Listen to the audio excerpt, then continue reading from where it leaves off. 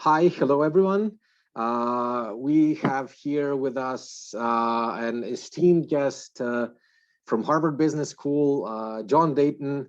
And today we will be talking about the platform economy and everything that's surrounding it. So welcome, John. Thank you, Philip. It's great to be here. So we could just to introduce yourselves better to students and kids here in Croatia and all the members in the digital incubator, just a few words about yourself. Yeah, sure. And I'm delighted to be in Croatia again, virtually, not in practice. I've been a number of times to Zagreb and to the coast, and have been amazed and impressed by the country and like it a lot. I've been at the Harvard Business School for about 25 years. Before that, at other universities in the United States, and before that, was born in South Africa. So I'm fond of your climate and your mountains and so many things about your country. And I wish I was there again, but we don't have that freedom. Yeah, under these circumstances, it is what it is. But yes, at least we have the privilege of, talking like this regarding this project. Zoom. Yes, yes fortunately. So let's start it off with the most basic question, and let's try to explain to everyone listening. So what is a platform? Yeah. So, what is not a platform? Well, almost everything is not a platform. If you think of a business, you traditionally think of, a production operation, a factory, or, something that produces, that has assets and employees, and then they have customers. And the whole business of business is making customers happy. So in that environment, there is no platform. That's what I use the term supply chain to describe that kind of business, because frequently there's a customer, and then there's somebody serving the customer, and then there's someone behind that who's making the stuff. And then into that business comes something like Uber. Now, Uber is just not like that at all. The most important way I think you'd say it's not like that is because it doesn't have any assets. Certainly not any physical assets. It doesn't own its cars. It doesn't worry about keeping them clean. It doesn't do any of that. It has employees, but not very many, remarkably few compared to, say, a taxi company. But the other and the really important distinction between Uber and one of the businesses that I've been calling supply chains is that it has two customers, two kinds of customer, not one. And the two are obviously drivers and riders.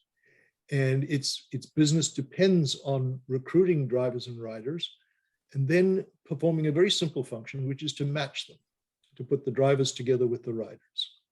To do that, it kind of needs a brand. So I would say a platform is distinct. You ask, what is a platform? It is any organization that has these two, or sometimes more than two, kinds of customer that performs a matching function, that tries to get the two together, and is helped in that by having a brand that is associated with doing good matching. That I think in a nutshell is what a platform is. So I think we can all agree that we've seen a great number of platforms and platform-like businesses emerging in the last 5 to 10 years. So what would you say, what could explain why platforms have recently become so successful all around the world? So is there some secret formula, or what is it?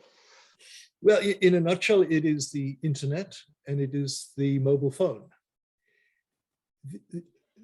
As a result of those two innovations, 5 of the 6 most valuable companies in the world today are platforms. And that certainly wasn't true 20 years ago and wasn't true even 10 years ago. In fact, the growth of the big five that we have in mind, Amazon, Facebook, Google, Microsoft, and so on, those all have their spate of growth within the last 5 to 10 years. Before that, there certainly were platforms. In fact, platforms have existed as long as people have done business. The medieval marketplace, the place where people would come, say, once a month, put up their stalls and sell fruit and vegetables, that's a platform. The marketplace itself is the platform. The two sides are the shopper and the farmer. So they're as old as business itself.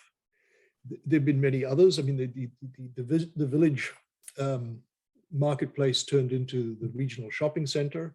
That's a platform. It has retailers on one side and shoppers on the other side. You can think about airports. Airports have airlines on one side and travelers on the other side. These are all business organizations that have this form of providing a matching service.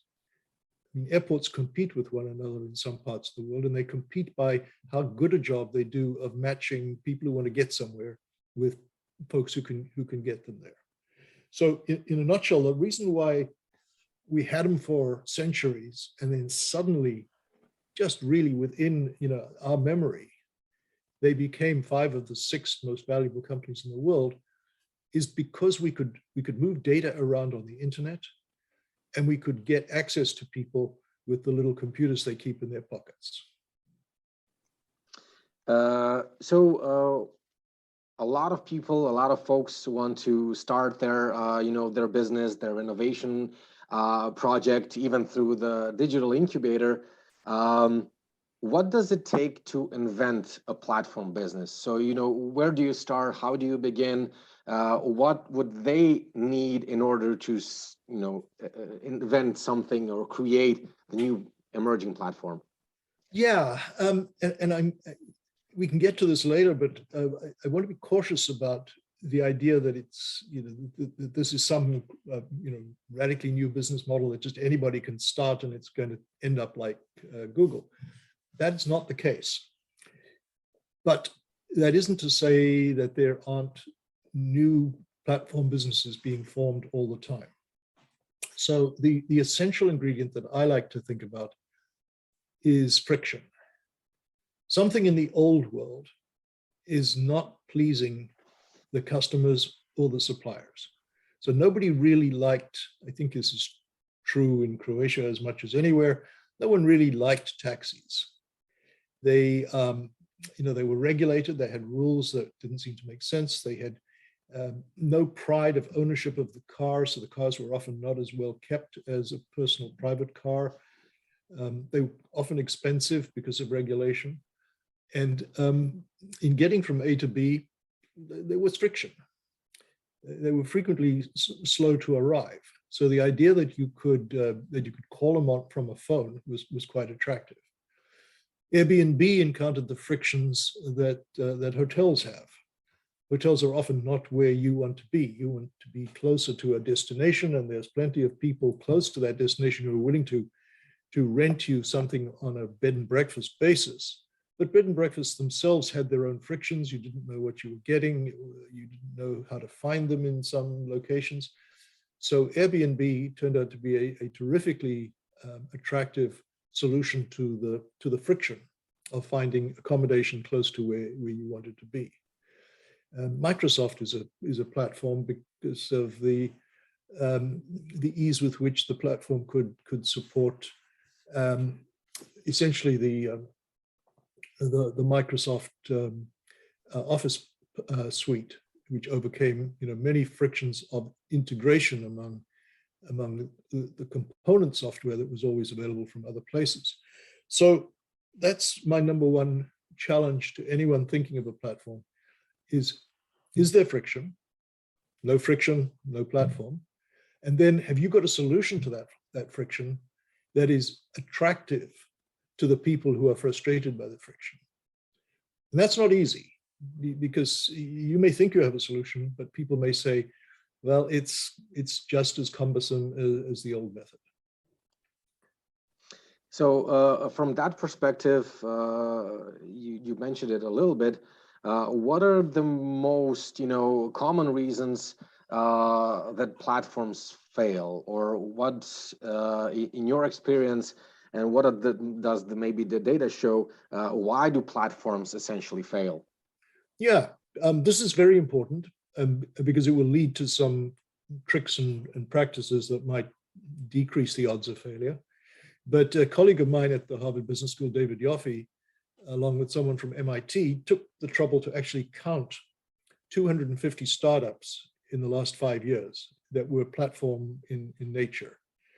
And I think his time period was more like 10 years, because it did include Google and it included Airbnb and so on. And so what he came up with at the end was, of the 250, 5 became enormously large and very successful, some of the biggest businesses in the world. 38 of them were successful, but not all profitable. One of the things that you find is that investors like platforms because they are asset light, they don't have many assets, and because they're digital, they can grow very fast. And so it isn't necessary to be profitable if you've got a good story and you've proved that your platform attracts users on both sides of the platform. So 38 plus the 5 that were enormously successful, that leaves 209. And those 209 all failed. So of his sample of 250, he found the 209 failed, and they all failed within 5 years. Some of them failed within a year. Now, the single commonest reason why they failed was that they could not attract their 2 kinds of customer. I mean, Airbnb struggled for a while because the guest is not going to call Airbnb if Airbnb has no properties.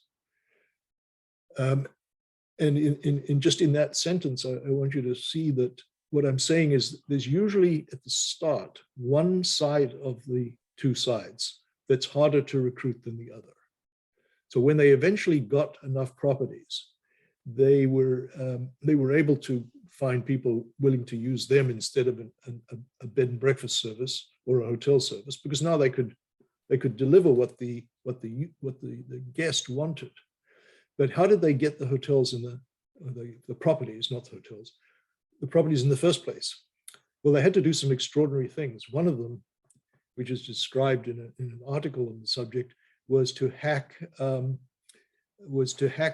other websites that were offering accommodation. They would scrape the websites and then email the people who'd advertised on the website and say, why don't you try us as well? We'll give you a free listing. And people did that. And so slowly people began to discover that Airbnb would work. Once they had a critical mass, then they'd solved that problem. So if you've got an idea, you've solved the friction problem, your next question is, how do I recruit to the 2 sides of the platform? And then the third question is, which of those 2 sides is going to be most difficult? And then what's my trick for recruiting people to that most difficult side of the story?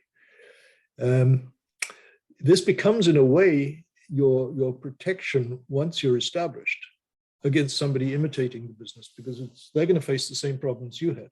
Not going to be that easy to recruit either one side or the other, or sometimes both sides of the platform. Now, the next problem, so I've given you like 3 steps to thinking about how to minimize failure. But the biggest single problem beyond recruiting was getting the pricing of the 2 sides of the platform wrong. Many businesses failed because they didn't see that pricing a platform is a subtle business and has to be done carefully. So your where are we up to? 4. Your 4th decision is, how do I price each side? And sometimes the answer for one side is free. You may not think of it this way, but a nightclub is a platform. It's a platform that does the matching service of matching young men and young women. So which is the side that's hardest to recruit? Clearly women. What's the right price for women? Free. So it's quite common to find nightclubs that will give, free drinks to women and make men pay for the drinks. Well, that's an example of pricing one side of the platform at the level that maximally attracts the people who are needed on that side of the platform. So getting that right, free is not a great solution. It's more of a desperation move, but sometimes it's necessary, particularly at the beginning. A magazine or a newspaper, those are both platforms in the sense that they have advertisers and they have readers. Sometimes you have to give away the magazine or the newspaper. In other words, price it free to the reader so that you can price it higher for the advertiser. Because advertisers obviously buy based on circulation, and if you haven't got circulation, well, you've got to get it. On the other hand, free is associated with low quality frequently, so maybe you have to try to induce people to pay, and that's where you get into techniques like a free sample or a free for a month, and then we'll raise the price. So getting people used to the operation of the platform, but inducing the scarce commodity, which is in that case, the reader, inducing the scarce commodity to try the process. So mispricing was a common discovery among David Yoffe's study of why things failed. And that's, I guess, it's remarkable how quickly those failures occurred. Within 5 years, those businesses that were mispriced or couldn't build the volume had failed. Volume is an easy thing in a sense if you're first and you get into the marketplace fast. So another common mistake is to think you can copy an existing platform. You almost certainly can't. Because there's a first mover advantage and there's this little brand question that I mentioned some time back. You're trying to build a brand that says, we will solve that friction problem. And if someone's already done it, well, then it's a tough game. So everybody's building platforms today. Do you maybe have any advice or perspectives on how to differentiate, how to be different? I mean, you've mentioned the friction and building solutions, but in a single marketplace or a competitive landscape, everybody's calling themselves platforms today. So how can you maybe distinguish yourself? Yeah, well, my first caution is don't. Don't think that just because you call it a platform, it's a platform. A platform is a very special solution to a very particular kind of problem. So, I don't know, pick an issue like matching dentists to people with tooth problems. Sounds like a platform problem, but very hard to imagine that you're going to get dentists to sign up and pay for it, or you're going to get customers. So customers certainly won't pay to be introduced to a dentist. So you haven't got a platform there. You've just got an idea about a matching opportunity, and you have to think very carefully about the friction you're trying to overcome. So we know that if someone's new to a city, they may not know how to choose a dentist. They've probably never done it before. So they have no skills at it. They could Google the question, but they're going to get a lot of, crazy answers. So you've got to think very carefully, put yourself in the shoes of someone who is trying to choose a dentist, and then say, can I provide a matching service that overcomes that point of friction? And then I would ask, in that case, will I ever get scale? Because many platforms, and you can see this in examples today, many platforms solve a local problem. And getting them to operate in other markets. I mean, even Uber faces this issue. In fact, Lyft, which was the second entrant into that market, faces it even more. So Uber initially said, we have to go to big cities. And we can't go to rural areas. And as recently as 2 years ago, I couldn't get an Uber north of Chicago. The service was really bounded by O'Hare Airport. And if you got out at a airport for a destination to the north, you had to take a regular taxi because Uber just couldn't find the volume of demand traveling north from the airport to warrant the service. Now that's pretty serious for the growth of a platform. Fortunately, it wasn't fatal because there were plenty of parts of the United States where there was demand. But what I'm saying is, don't fall into the trap of thinking, well, this is a platform idea. I find local interest in it. Ask yourself, will it scale? Can I take it to other markets? And how do I do that? Now that's, think in your mind the difference between Uber and Airbnb. In Uber, all the drivers and all the passengers, by and large, except at airports, are in the same city. So there's a local market. That's a problem because I may like the service, but the brand doesn't spread to other centers. Contrast that with Airbnb, which is exactly the opposite. All of the properties and all of the guests come from different places. That means the guest is going to spread the word about the service. So people will go to new destinations carrying the brand with them. So, that's maybe a subtle point about testing a platform idea, but try it out. Say, do I have something here that has a large footprint, a large geographic footprint, or is it local and will quickly exhaust its potential and not grow? I think that's the problem with the medical and dental matching services that have certainly not become giant operations. Probably matching with accountants would have the same problem. Building on top of that,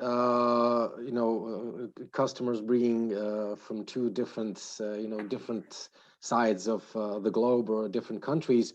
What have we learned so far about communicating and marketing platforms to both customers? Have you learned anything? What should be the principles? You're building your market base, or how do you communicate your platform solution to customers? Are there any suggestions or principles? Yeah, I hinted at this earlier on. There's two problems. There's getting started, and then there's continuing once you've got started. The first of them is very difficult. The second one is actually not very difficult at all. Once you have a brand, particularly if it's like as we said, an Airbnb brand which operates in markets in different geographies, it will be quite quick to dominate the market. I mean, there are.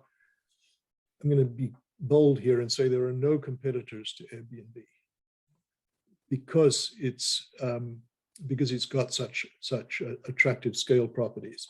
Now, there are certainly people coming into the Airbnb space. I've actually just done a case on one such company, but it ends up that this company sells on the Airbnb platform. It just offers a more predictable and reliable product. So the platform has become indispensable to someone trying to do a startup in the accommodation space. So, as I said, the big problem is getting started. And I have a colleague, Talis Texera, who did a nice paper in the Harvard Business Review called "Finding the First 1,000 Customers." And it's a good question to pose. How will I get my first 1,000? He analyzed the problem for 3 companies. He did, I believe Airbnb was one of them. And in each case, he looked at how they decided which side of the platform was going to give them problems, and then how they solved those problems. And the reason I refer to the article is there wasn't a single solution. It was very, market specific.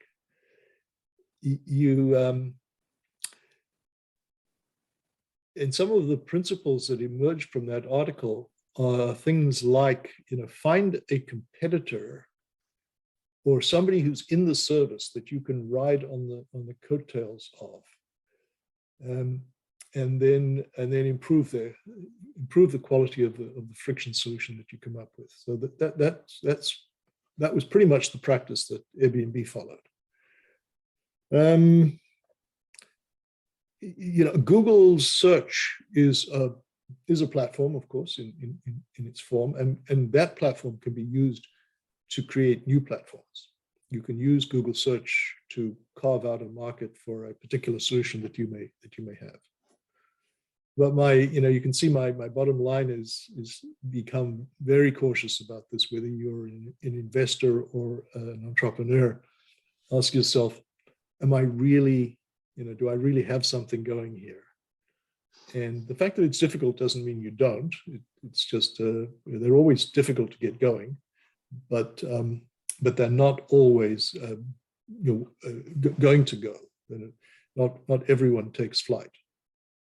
And finally, do you have some insights for the future with everything going on with, all the developments and artificial intelligence, machine learning, the whole metaverse that it's, and, recent transition from Facebook to Meta, and talking all the conversation about NFTs and stuff like that?